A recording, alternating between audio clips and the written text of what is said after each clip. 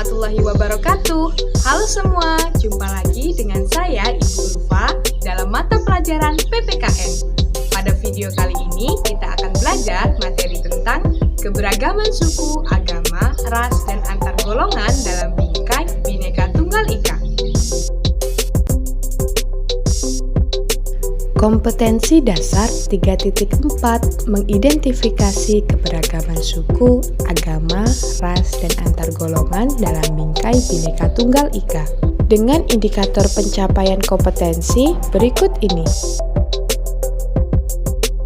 Pokok bahasan yang akan kita bahas kali ini adalah yang pertama, pengertian keberagaman.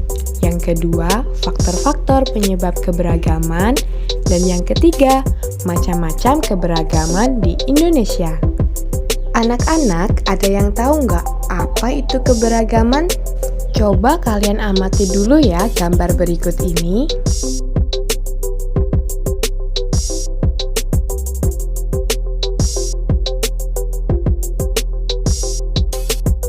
Dari gambar tadi, dapat kita artikan bahwa keberagaman adalah suatu kondisi di dalam masyarakat yang terdapat banyak perbedaan dalam berbagai bidang.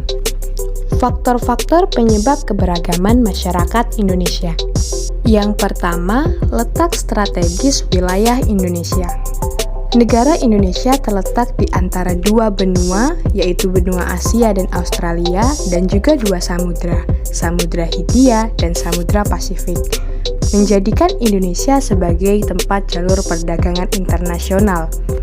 Dari jalur perdagangan internasional itulah, banyak pedagang asing yang masuk ke Indonesia dan membawa kebudayaan baru di Indonesia. Hal ini menyebabkan keberagaman di negara Indonesia. Yang kedua, kondisi negara kepulauan. Negara Indonesia adalah negara kepulauan. Artinya, Indonesia terdiri dari ribuan pulau. Keadaan ini menghambat hubungan antar masyarakat dari pulau yang berbeda, sehingga masyarakat di suatu pulau akan mengembangkan budaya mereka masing-masing. Hal inilah yang menimbulkan banyaknya perbedaan suku, budaya, ras, dan golongan di Indonesia. Yang ketiga, perbedaan kondisi alam.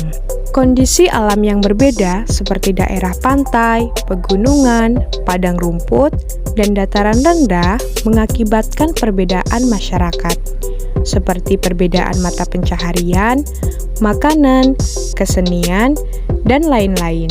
Yang keempat, keadaan transportasi dan komunikasi. Kemajuan sarana transportasi dan komunikasi membawa masyarakat mudah berhubungan dengan masyarakat lain yang berbeda budaya, meskipun jarak dan kondisi alam yang jauh dan berbeda. Hal ini akan menyebabkan keberagaman, begitu pula dengan sarana yang terbatas pun dapat menyebabkan keberagaman masyarakat Indonesia. Yang kelima, penerimaan masyarakat terhadap perubahan. Sikap masyarakat terhadap sesuatu membawa pengaruh terhadap perbedaan masyarakat itu sendiri. Misalnya masyarakat kota yang umumnya mudah menerima budaya asing. Ada juga masyarakat desa yang memilih bertahan dengan budayanya sendiri. Keberagaman masyarakat Indonesia. Keberagaman di Indonesia meliputi keberagaman suku, keberagaman agama, keberagaman ras, dan juga keberagaman antar golongan.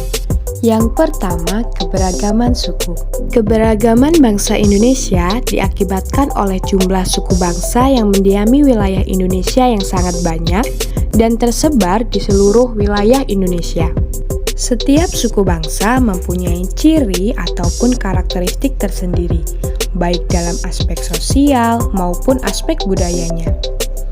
Perbedaan ciri atau karakteristik antar suku inilah yang membentuk keanekaragaman di Indonesia. Contoh keberagaman suku di Indonesia diantaranya ada suku Minang, suku Bali, suku Dayak, suku Jawa, dan masih banyak lagi. Yang kedua, keberagaman agama.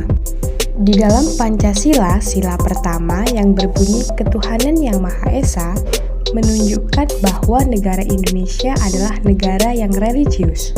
Dan dalam Undang-Undang Dasar 1945 pasal 29 menyatakan bahwa negara menjamin kemerdekaan tiap-tiap penduduk untuk memeluk agamanya masing-masing dan beribadah menurut agama dan kepercayaannya tersebut.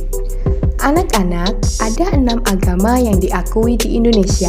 Di antaranya ada agama Islam, agama Katolik, agama Kristen, agama Hindu, agama Buddha, dan yang terakhir ada agama Konghucu. Yang ketiga, keberagaman ras. Ras adalah klasifikasi atau penggolongan manusia berdasarkan ciri-ciri fisik dan garis keturunan. Sehingga dapat kita simpulkan bahwa keberagaman ras adalah keberagaman yang ditandai dengan adanya perbedaan secara fisik. Ada 4 ras yang tersebar di Indonesia. Yang pertama, ras Asiatik Mongoloid. Ras ini tersebar di berbagai wilayah Indonesia, seperti orang Tionghoa, Jepang, dan Korea. Yang kedua, ada ras Malayan Mongoloid. Ras ini mendiami wilayah Sumatera, Bali, Jawa, Nusa Tenggara Barat, Kalimantan, dan Sulawesi. Yang ketiga, ras Melanosoid yang mendiami wilayah Papua, Maluku, dan Nusa Tenggara Timur. Yang terakhir, ras Kaukasoid, yaitu ras orang-orang India, Timur Tengah, Australia, Eropa, dan Amerika. Kemudian ada keberagaman antar golongan. Dalam interaksi secara keseharian masyarakat multikultural akan terlihat berbagai golongan, baik secara vertikal maupun horizontal. Keberagaman antar golongan secara vertikal ditandai dengan adanya lapisan atas dan lapisan bawah di dalam masyarakat. Contohnya seperti adanya perbedaan status sosial, pekerjaan, dan juga pendidikan. Kemudian, keberagaman antar golongan secara horizontal yang ditandai dengan adanya kesatuan-kesatuan sosial berdasarkan perbedaan suku bangsa, agama, adat istiadat, dan juga kedaerahan. Baiklah anak-anak, itu tadi materi yang kita pelajari pada hari ini. Semoga bermanfaat ya, dan jangan lupa tetap semangat belajar.